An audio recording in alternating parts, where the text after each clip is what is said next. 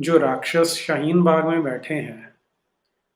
और हैरानी तब होती है देख के कि वहां पर कुछ खालिस्तानी आके बैठे हैं और बड़ी गर्व से वो उनको वहां नमाज पढ़वा रहे हैं। और इस तरह का दोगलापन जब चल रहा होगा तो उस समाज का क्या क्या हश्र होगा, क्या भविष्य है। अंकुर जी, आपने तो देखा है वहां पर। जी, आप ये देखिए ना कि अफगानिस्तान और पाकिस्तान, निशान साहिब उखाड़ दिया गया। यहां जब लाल किले के ऊपर निशान साहिब लगाया गया तो सारे कितने गर्व से कह रहे थे कि ये तो निशान साहिब है। प्रधानमंत्री तिलक को कितनी गालियां नहीं दी गई, बॉर्डर से कितनी नफरत नहीं उगली गई। लाल किले के ऊपर आपने तिरंगा फेंक दिया और निशान साहिब चढ़ा दिया और गर्व की बात है।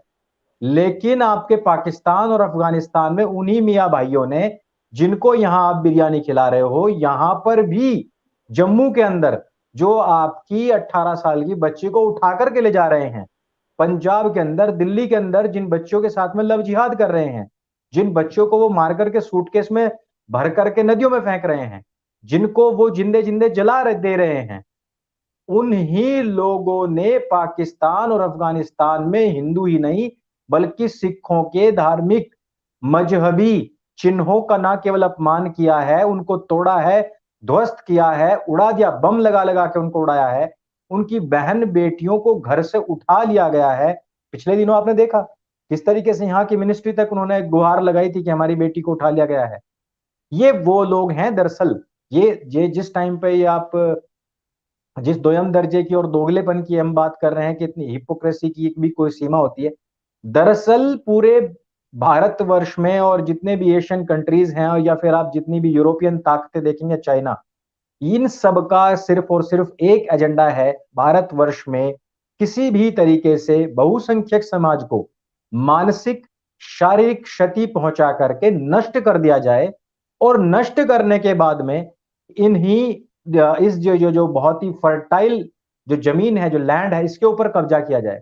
अब मैं कल ही देख रहा था, सीए के विरोध में राहुल गांधी बहुत लंबे समय से हैं, अभी भी कह रहे हैं कि उनको सबको रिपील कर लीजिए।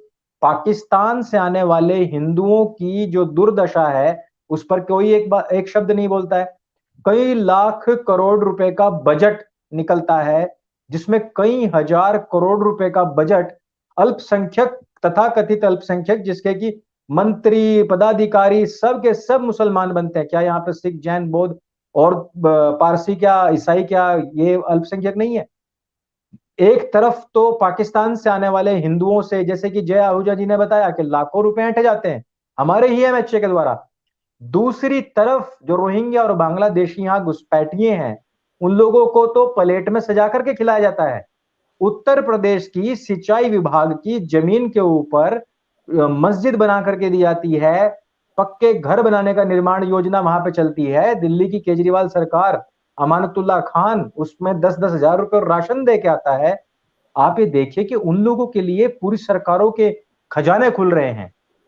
जिन रोहिंग्या और बांग्लादेशियों ने यहां घुसपैठ करके जो लोग घुसे हैं, आप सरकार ये कह रहे हैं कि हम उनको बाहर निकालेंगे। अरे बाहर निकालने की तो बात छोड़िए, यहां भारतवर्ष में वो लोग घुसपैठ करके आए हैं, उनको सुविधाएं दी जा रही हैं, और इसका पूरा हक हुकूक जो है वो गवर्नर के पास में दिल्ली का। लेकिन गवर्नर जो है वो कुछ नहीं कर पाते, उपराज्यपाल कुछ नहीं कर पाते। यहां दिल्ली में जो सेंट्रल गवर्नमेंट है वो इन लोगों के वेलफेयर के लिए कितने कार्य नहीं करती। लेकिन पाकिस्तान से आने वाले हिंदुओं की जो दुर्दशा है यहां, अफगानिस्तान, आज की खबर है, आज की खबर है कि जो लोग कनाडा में, जो लोग अफगानिस्तान में, जो लोग पाकिस्तान में सिख परेशान है, मैं कनाडा कनाडा का नाम नहीं ले रहा, पाकिस्तान और अफगानिस्तान में जो सिख परेशान है, जब नागरिकता की बात आई तो कनाडा के जो सांसद हैं, जो जसमीत या जगप्रीत ऐसा कुछ नाम है, और अहमद धालीवाल, जगमीत जगमीत। जगमीत, ये इन लोगों ने हाथ पीछे खींच लिए।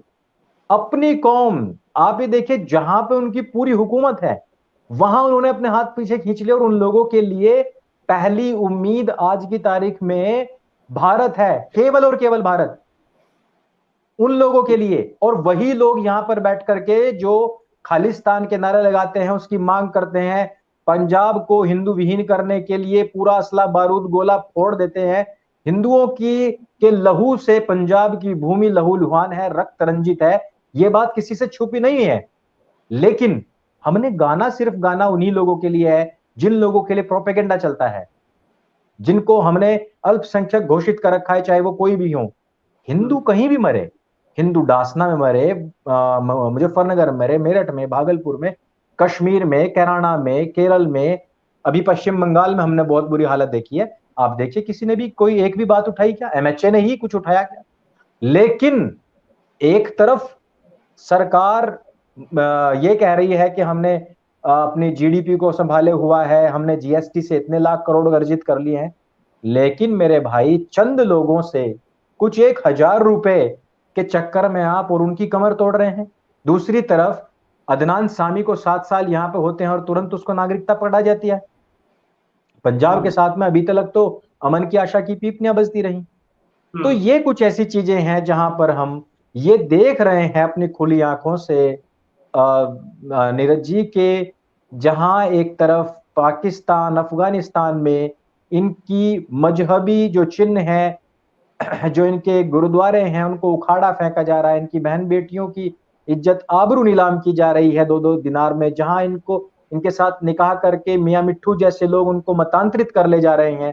यहां भारतवर्ष में भी कश्मीर से लेकर के कन्याकुमारी तक सिख बहन बेटियों का मतांतरण हो रहा है, लव जिहाद हो रहा है, अन्यथा उनको मारा भी जा रहा है। ये लोग केवल अपने एक छोटे से हित के लिए पाकिस्तान के फेंके हुए चंद टुकड़ों के ऊपर, जो इनका आजकल नृत्य चल रहा है, जो नाच चल रहा है खालिस्तान को लेकर के, अपने ही देश को तोड़ने के लिए लगे हुए हैं।